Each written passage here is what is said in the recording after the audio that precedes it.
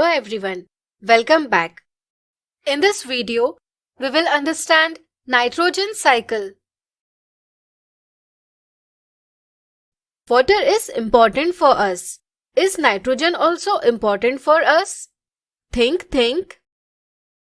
Yes, nitrogen is a very essential element for all living organisms. It is an important part of compounds like proteins, some vitamins, and nucleic acids, that is, deoxyribonucleic acid or DNA and ribonucleic acid or RNA. These compounds are essential for growth, maintenance, and reproduction.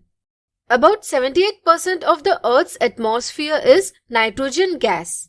Though there is plenty of nitrogen in our atmosphere, many living organisms, including us, cannot use the nitrogen directly from the atmosphere.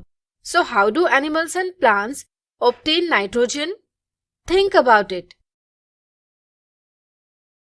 Let me tell you, animals and plants obtain nitrogen in usable form such as ammonia, nitrates, and other usable forms of nitrogen with the help of nitrogen cycle. So what exactly is the nitrogen cycle? Nitrogen cycle is a biochemical cycle through which nitrogen is circulated in various forms in our environment. This cycle has various stages such as nitrogen fixation, assimilation, ammonification, nitrification, and denitrification. Now let's understand the stages of nitrogen cycle one by one. Nitrogen fixation. The conversion of gaseous nitrogen to a usable form such as ammonia or other compounds of nitrogen in the soil so that plants can use them is called nitrogen fixation. In the atmosphere, the nitrogen gas is converted to oxides of nitrogen with the help of energy generated during lightning and by using the energy from ultraviolet radiations.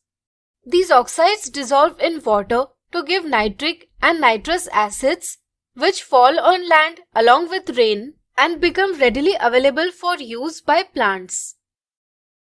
Certain bacteria such as Rhizobium, Azotobacter, and Nostoc are called nitrogen-fixing bacteria because they are able to convert atmospheric nitrogen to nitrates and nitrites.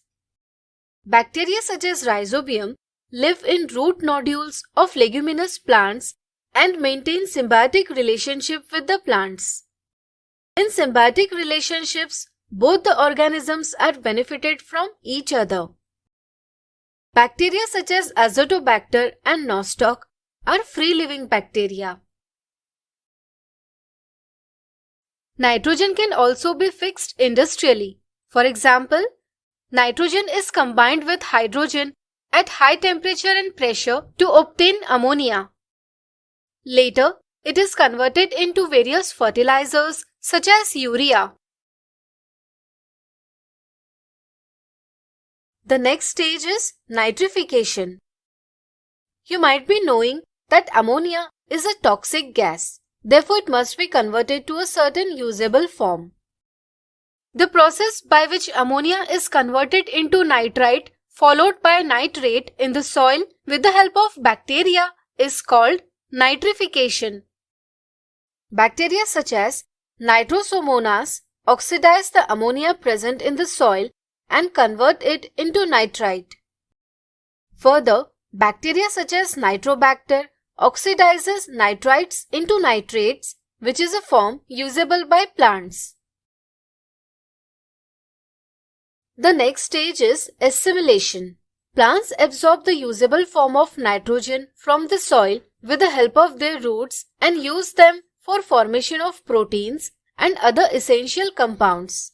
Through the food web, the nitrogen is transported to other animals. Now let's talk about ammonification.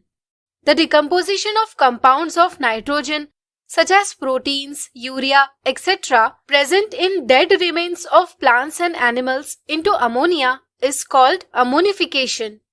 It is carried out by decomposers such as bacteria and fungi. This process increases the concentration of ammonia in the soil. Also, as they decompose the organic matter, it also helps in cleaning the environment naturally. Now we are at the final stage of the cycle. It is denitrification, the process in which nitrogen makes its way back into the atmosphere by conversion of nitrate into nitrogen gas with the help of bacteria such as Pseudomonas and Thiobacillus is called denitrification. This completes the nitrogen cycle. In this way, the percentage composition of nitrogen in the atmosphere is maintained. Friends, the nitrogen cycle is very important for us. However, due to many human activities, it does not remain balanced and it affects the ecosystem at a particular place. Let's talk about one of these situations called eutrophication. In the race of obtaining more agricultural yield, we use fertilizers in excessive quantities. Often the runoffs from agricultural lands transfer nutrients, usually rich in nitrogen and phosphorus, to water bodies. Another way of nutrients entering in water bodies is wastewater from industries and sewage. Due to this, the concentration of nutrients increases in the water. As water becomes overly rich with the nutrients, there is excessive growth of water plants, especially algae, such as phytoplankton in water. The rapid growth of water plants, especially the algae in water, is called bloom. Such excessive growth of algae covers the surface of water and reduces the concentration of oxygen.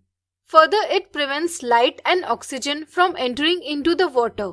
As a result, the aquatic plants and animals die. This is called eutrophication. We must take preventive measures to avoid such conditions and conserve our environment, isn't it? So friends, what did we learn today? Yes, nitrogen is cycled in the environment with the help of nitrogen cycle. Various stages of the nitrogen cycle include nitrogen fixation, nitrification, assimilation, ammonification, and denitrification. And we also talked about eutrophication.